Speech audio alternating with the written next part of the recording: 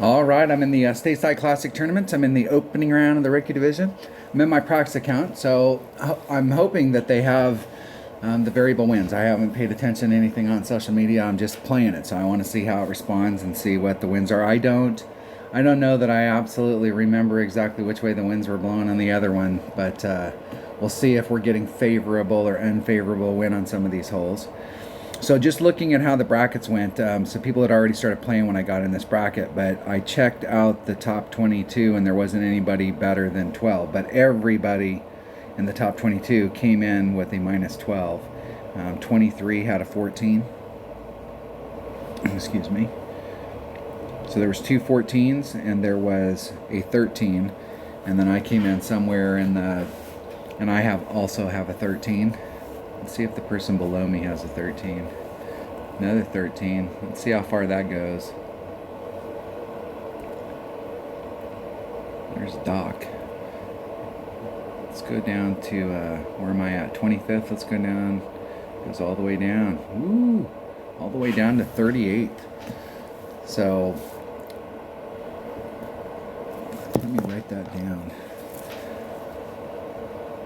38th to 23rd. 15. So 3 people, 12 people at 12 people at minus 13. And then everybody from 38th, 39th. I wonder what 38 separated them. They shot a 12, but they picked up one and then dropped one. All right, so that's where we're at. Now the lowest person down here, let's see, we went into the 84, so we were at 69.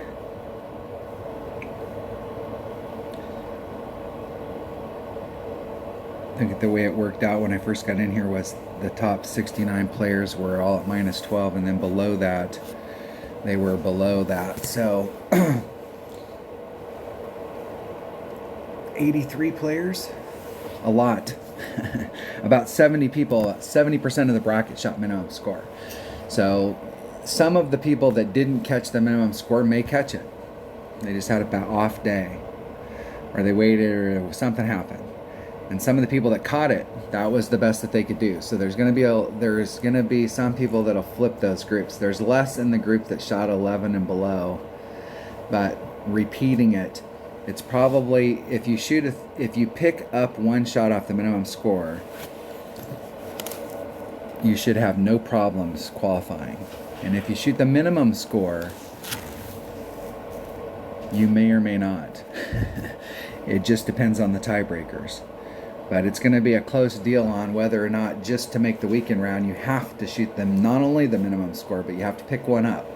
So in the past, it wasn't always the case, but in the past, typically, if you could maintain minimum score, you had a serious chance of making every round of the tournament. It wasn't always the case, but that was a pretty good rule.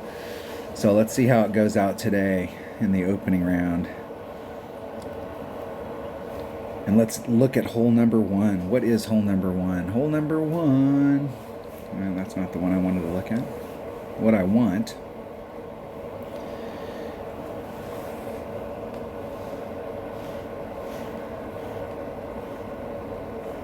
Let's see what I'm looking for here. I got about a billion tabs open.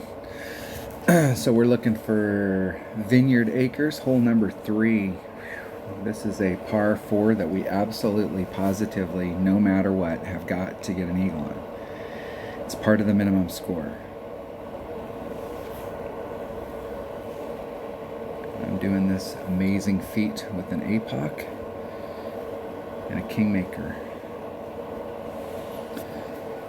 So I was setting up 4 rings off, but I think I'm going to do 3.5 rings off. And I'm going to do 3.5 topspin. And I'm going to try that. No overpower. Let's clear out a slot. Another slot. Get one rolling. Get the free chest rolling again. Let's see if I have a max club card trading, or if I already did. I got a max club card trading to do today. The Rocket. Let's see what we can get.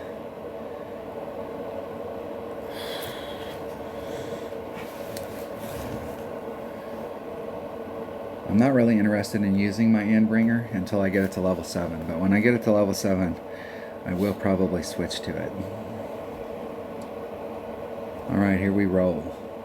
We have an important news announcement. Server outage important update.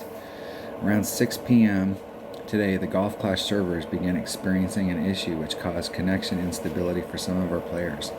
As the situation was worsening, we had no choice but to take the game offline to develop and apply a fix. Taking the game offline is something we always try to avoid, but in this instance we had no choice. In addition to the frustration that this is inevitably caused by the game being unavailable, we are aware that some players' tournament and 1v1 games were affected by the increased connection instability prior to the game being taken offline.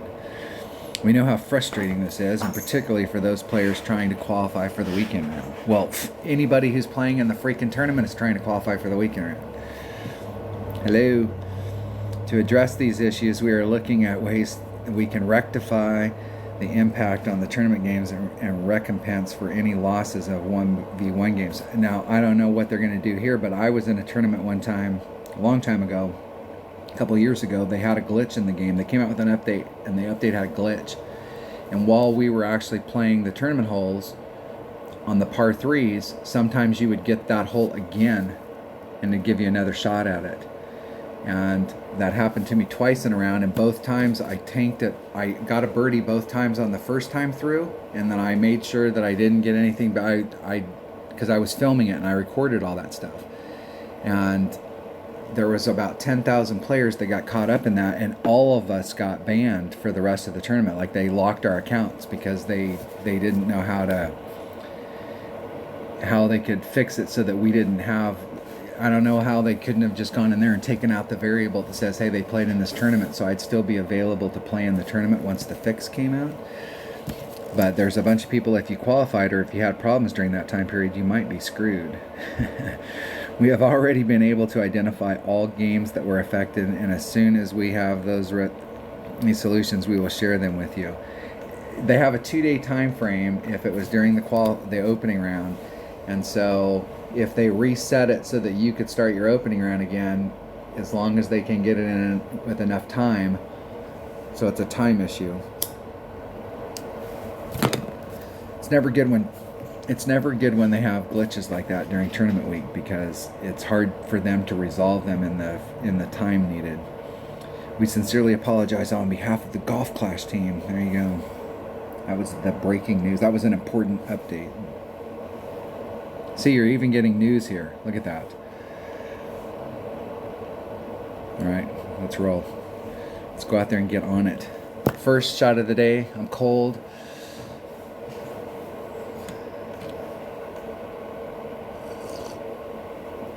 But I have coffee, so that makes it all better. 3.5 rings off, 3.5 topspin. My opponent goes first.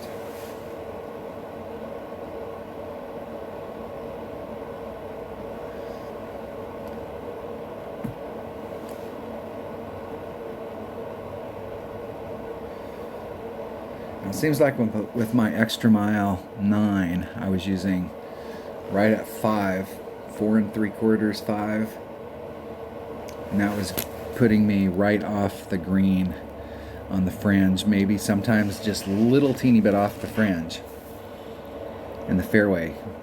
Let's see how far they can get up there if they don't clip. Whew, that was close. That was super close. It looked like it was going to be close on how they were adjusting the wind. They were eyeballing it. So 3.5.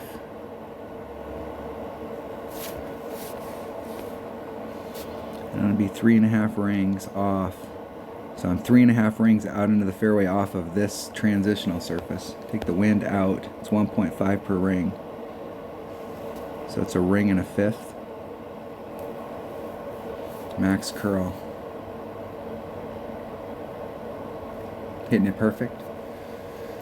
And see if that gets me more towards the cup and shortens it out. I hit too long, too much, too far in for the curl. I was seeing if I could get a little bit better run at the hole. That's why you have a practice account, because I can go out and I can try, and I know that the shot, if I'm 4 rings off of that surface, where I'm 4 rings out, if I'm out 4 rings and you do it, but that it'll feed you past the hole, and it's all about getting the topspin right. You'll be on the green,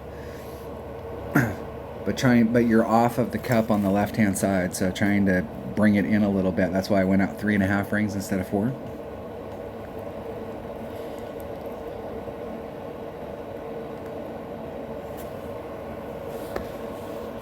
That's the deal.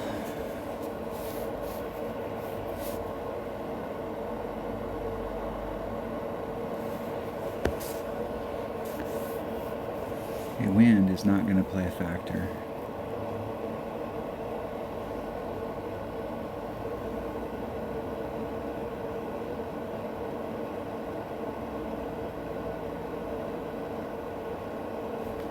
Hit it great. Just on the outside. Had to hit that perfect. I could have set it up so that you could hit 2 out of 3, ain't bad, but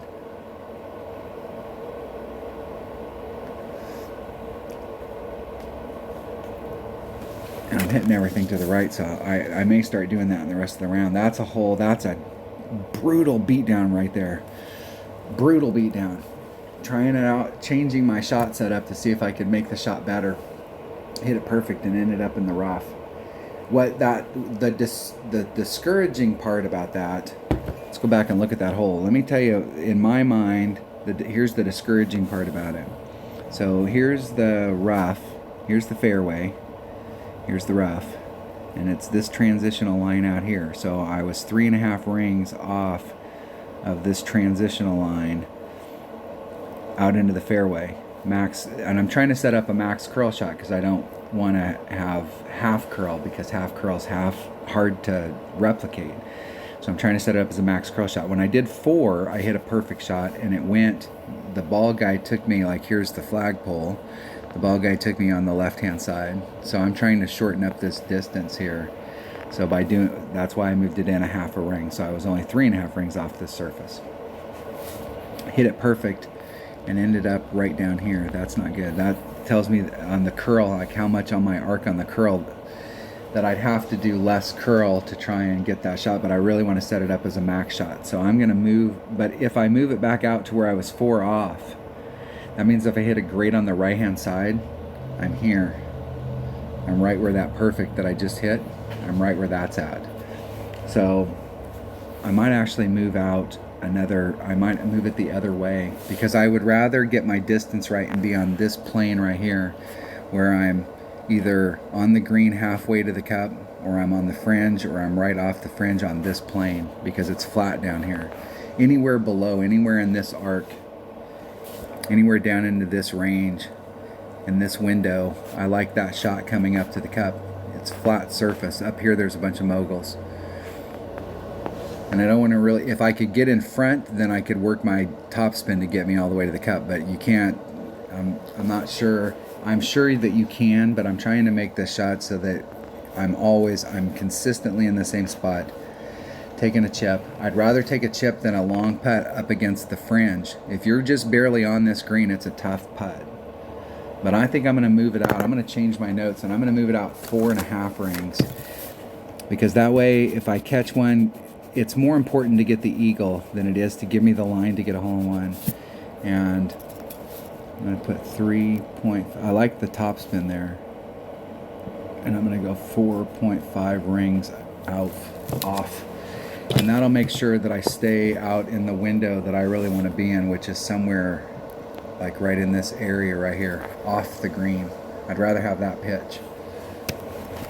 I've had a couple shots where I've been super close to the cup here, but I've had more shots here where I was out far away from it, and I don't like how this green responds for that putt. It looks like you're not very far away, but it's not quite a max overpower, but there's a few spots that it is.